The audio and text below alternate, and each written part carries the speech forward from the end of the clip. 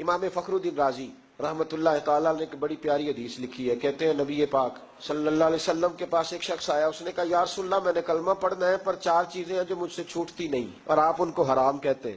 تو حضور آپ حکم کریں کیا کروں؟ فرمایا چل تو بول وہ کیا ہے. کہنے لگا جی میں شراب کا بھی عادی ہوں معاذ اللہ. پھر کہنے لگے میں چوری کا بھی عادی ہوں جاتی نہیں. اور تیسری بات یہ کہ میں معاذ اللہ ثم معاذ اللہ زنا کا بھی عادی ہوں. اور چوتھی میرے اندر بیماری ہے کہ میں جھوٹ بہت بولتا ہوں. یہ عادتیں چھوٹتی نہیں. میں ان کے ہوتے ہوئے کلمہ کیسے پڑھوں؟ آپ کے دین میں یہ شدید بری چیزیں اور مجھ سے چھوٹتی نہیں تو کیا حکم ہے؟ میرے محبوب علیہ السلام کو اللہ نے بڑی حکمت عطا فرمائی. فرمایا کو سودا کر لے میرے ساتھ. کہا حضور حکم کرے کون سی؟ صحابہ کہتا ہے اب ہم گھوم رہے تھے کہ یہ کیا بات ہے، 4 چیزیں حرام قطعی ہیں، لیکن میرے نبی پاک علیہ الصلوۃ والسلام نے کیا خوبصورت فرمایا. فرمایا چل تو جھوٹ چھوڑ دے. کیا چھوڑ دے؟ اللہ اکبر. فرمایا جھوٹ چھوڑ دے. وہ سردار کہتا ہے میں گھر گیا، شراب کی بوتل پہ ہاتھ ڈالنے لگا. دل میں خیال آیا شراب پی کے صحابہ کے مجمع میں جاؤں گا تو اگر کسی صحابی نے پوچھا کہ تو نے شراب پی ہے، جھوٹ بولوں گا تو نبی پاک کے وعدے کا کیا بنے گا، اور سچ بولوں گا تو اس محفل نور میں بیٹھوں گا کیسے شراب پی کے. کہتے 2-3 دفعہ ہاتھ بڑھایا پر مزہ نہیں آیا. میں نے پٹخی دیوار کے ساتھ بوتل، میں نے کہا یہ تو گئی، یہ نہیں پیوں گا آج کے بعد. کہتے پھر میں باہر نکلا اس عورت کے پاس رات گزارنے جہاں منہ کالا کرنا تھا. کہتے ہیں جب پہنچا تو اس نے پہلا سوال پوچھا. کہنے لگی سنا ہے تو کلمہ پڑھ گیا ہے. کہتے ہیں بس وجود چکنا چور ہو گیا. او میرے دوستو، لوگ پوچھتے تو ہے نا تو کس کا بیٹا ہے؟ ہاں ہاں او سنگیو، لوگ پوچھ لیتے ہیں تو کس استاد کا شاگرد ہے.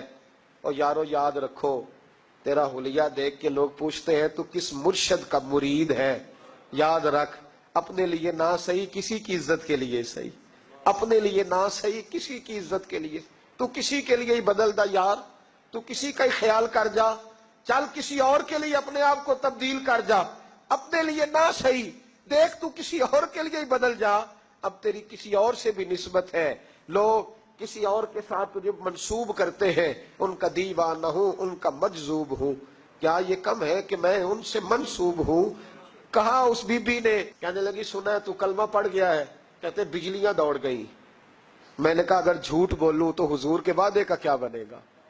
محبوب نے کہا جھوٹ نہیں بولنا، اگر سچ بولوں تو پھر اس کے قریب کیسے جاؤں؟ کہتے وہاں سے بھی لوٹ آیا.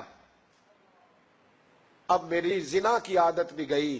اگلی شام ہوئی تو سامنے مال پڑا تھا ایک آدمی کا. وہ آدمی غافل تھا، اس پہ ہاتھ ڈالنے لگا تو دل میں خیال آیا یہ سویرے تفتیش بھی کرے گا. اگر پوچھتا مجھ تک آ گیا کہ تو نے تو نہیں چوری کی تو جھوٹ تو میں بول ہی نہیں سکتا، حضور سے وعدہ کیا ہے، اور سچ بولوں گا تو میری آبرو کیا بچے گی. کہتے شام ایک دن میں گیا، اگلے دن کی شام ہوئی تو صرف سچ کی عادت اپنائی. میرا زنا بھی گیا، میری چوری بھی گئی، میری شراب کباب بھی گئے. کہتے تیسرے جا کے دروازہ رسول پہ بیٹھا. صحابہ باقی اپنا کام کرتے رہے، میں صرف مصطفیٰ کا چہرہ تکتا رہا. میں بس چہرہ تکتا رہا. دیر ہو گئی تو ایک صحابی کہنے لگے کیا دیکھ رہے ہو؟ تو میں نے کہا اس رسول کا کمال دیکھ رہا ہوں، اس محبوب کا کمال دیکھ رہا ہوں. ایک جھوٹ چھڑوایا ہے تو رب کریم نے مجھے سارے تقوی عطا فرما دی.